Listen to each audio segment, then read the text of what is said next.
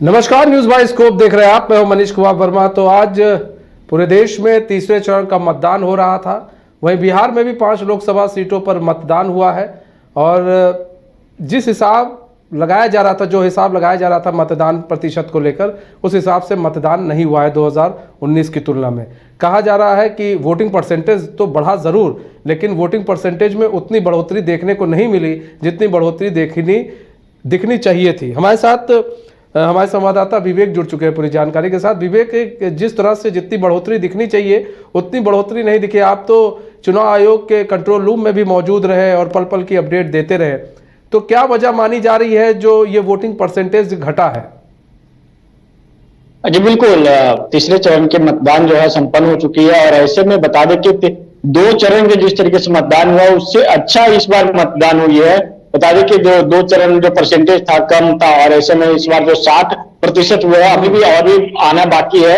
लेकिन जो बात ऑल ओवर जो बात कर लिए तो अभी 60% मतदान हुई है। पिछले अगर 2019 के लोकसभा चुनाव को देखा जाए तो उस समय 61.22% हुआ था और इस बार 60% हुआ, यानी कि थोड़ा सा ही कम है। लेकिन इस बार का जो लोकसभा चुनाव है 7 चरण में जो हो रहे हैं चुनाव, ऐसे में 2 चरण का जो मतदान हो चुका है, तीसरे चरण के मतदान संपन्न हो गई। ऐसे में तीसरे चरण में जरूर 2 चरण के मतदान के अनुसार तीसरे चरण में जरूर इंक्रीज हुए हैं। ऐसे में प्रत्याशी के साथ साथ जो बता दें कि इलेक्शन कमीशन का जो मुहिम लगातार अवेयरनेस चला रहे थे, उनकी मुहिम में भी सफल हुई है। ऐसे में जिला प्रशासन भी लगातार लोगों को अपील कर रहे थे कि लोग घर से निकले और मतदान करें। जिस तरीके से पहले मतदान और फिर उसके बाद जलपान कर इस तरीके का स्लोगन चला रहे थे लोग, और ऐसे में लोग पहुंचे भी और लोग बढ़ चढ़ कर हिस्सा भी लिए। और इस बार जो बात कर लिया तो मौसम भी सुहाना मौसम रहा, लोग बढ़ चढ़ कर हिस्सा लिए।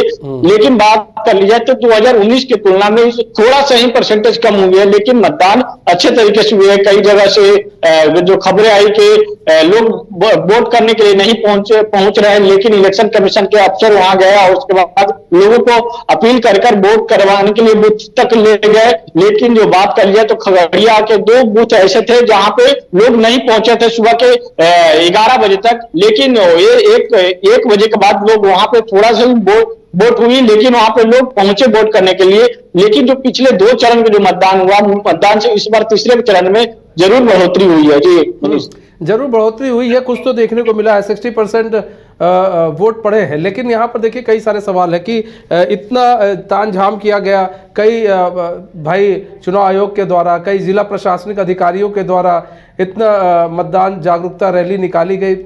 ये आशा लगाई जा रही थी कि कम से कम 66% वोट तो हो, 66% और या 70% वोटिंग तो होनी ही चाहिए थी। लेकिन अगर बात करें तो तब भी वोटिंग परसेंटेज 5 से 6% घटती है।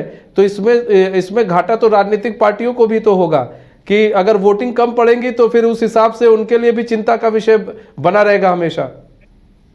जी बिल्कुल, राजनीतिक पार्टियों को चिंता के विषय तो जरूरी है। जिस तरीके से राजनीतिक पार्टियों की ओर से जो मैनिफेस्टो जारी की जाती है और तमाम तरीके के दावा किए जाते हैं कि अगर हमारी सरकार बनी तो जनता के लिए ये करेंगे, और जब वो 5 साल के लिए जब उनको वोट मिल जाता है, उनके बाद जब वो चुनकर चले जाते हैं लोकसभा हो या विधानसभा का चुनाव की बात कर ले, तो लोकसभा या विधानसभा में चले जाते हैं, उसके बाद वो जनता के पास नहीं जाते। ऐसे में जनता ने इस बार जरूर बहिष्कार किए वोट। पिछले बार भी लोग बहिष्कार किए थे, लेकिन इस बार जो बात कर ले पिछले की तुलना में भी इस बार कम वोटिंग हुई है। और ऐसे में तीसरे चरण में तो दो चरण के मिलाकर कही जाए तो तीसरे चरण में जरूर बढ़ोतरी हुई है। ऐसे में बात करें तो ऐसे में राजनीतिक पार्टियां पर भी सवाल उठती है कि जो राजनीतिक पार्टियां जो तमाम दावे करती है कि हमारी सरकार आएगी तो ये करेंगे, और इस बार बीजेपी लगातार दावा कर रही है कि 400 के पार। ऐसे में 400 के पार कितना पहुंचती है? बिहार का जो 40 के 40 लोकसभा सीट पर जो नजर है,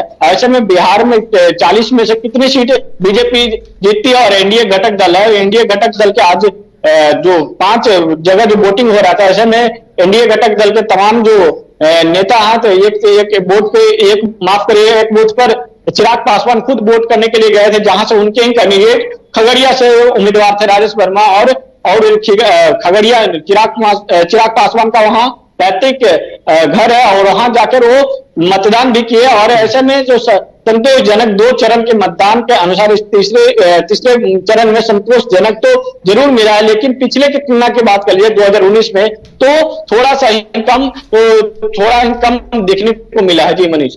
अच्छा, तो क्या समझा जाए, प्रशासन और भी जागरूक करेगा लोगों को, उसकी तरफ से और भी भाई जागरूकता रैली निकाली जाएगी? प्रशासनिक अधिकारियों से आपकी बात हुई होगी, उनका क्या कुछ कहना है?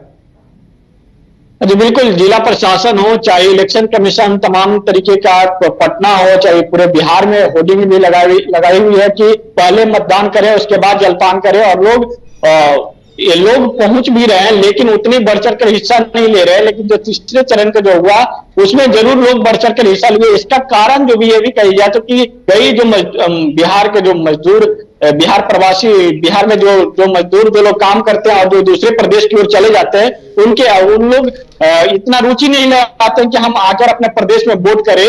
उनका सीधे तौर पर होता है, इलेक्शन जब खत्म हो जाता है उसके बाद वो सीधी तौर पर सरकार पर निशाना साधते हैं कि सरकार हमारे लिए कुछ की नहीं। लेकिन ऐसे में वोट प्रतिशत जो है, वोट प्रतिशत जनता अगर बढ़ चढ़ कर हिस्सा नहीं लेगी तो वोट प्रतिशत तो जरूर कम हो गए। और उन तमाम राजनीतिक दल जो बड़े बड़े दावे करती है कि हम ये करेंगे वो करेंगे जनता के लिए, और जब उनको वोट मिल जाता है उसके बाद जनता के लिए, जनता से मिलने तक नहीं जाते। और ऐसे में इस बार का जो चुनाव है वो, इस बार का चुनाव उन तमाम दलों को भी चुनौतीपूर्ण है कि जिस तरीके से मतदान कम हो रही है, ऐसे में उन तमाम दलों को भी चुनौतीपूर्ण है कि किस तरीके से आने वाला जो समय होगा, आने वाला भी बिहार में विधानसभा चुनाव भी 2025 में है, और इस बार बात कर ले तो झारखंड में विधानसभा चुनाव भी है। तो ऐसे में जो उन तमाम राजनीतिक दल को तो चेतावनी है पहले कि किस तरीके से लोग, अब जनता भी हमारे बात को समझ चुकी है कि हम जो बात कहते हैं वो कितना हम खड़े उतरते हैं, और साथ ही साथ जो बात कर हमारे बातों में कितनी सच्चाई है ये तो जनता पूरी भली बातें समझ चुकी है। और ऐसे में देखना होगा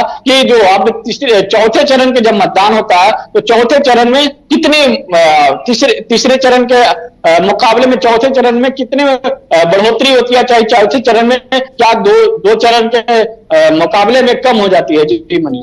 ठीक है विवेक, बहुत बहुत धन्यवाद हमारे साथ जुड़े। एलीट इंस्टीट्यूट, अगर आपके अंदर चाह है तो एलीट आपकी राह है। IIT हो या मेडिकल, आप चाहते हैं अपने आप को उत्कृष्ट दिखाना, आप चाहते हैं खुद को एक IITian के रूप में दिखना या मेडिकल के क्षेत्र में आगे बढ़ना, तो एलीट आपके लिए एक बहुत बड़ी ताकत के साथ आपके सामने है। आइए, खुलिए, बढ़िए, पहुंचिए। Elite institute.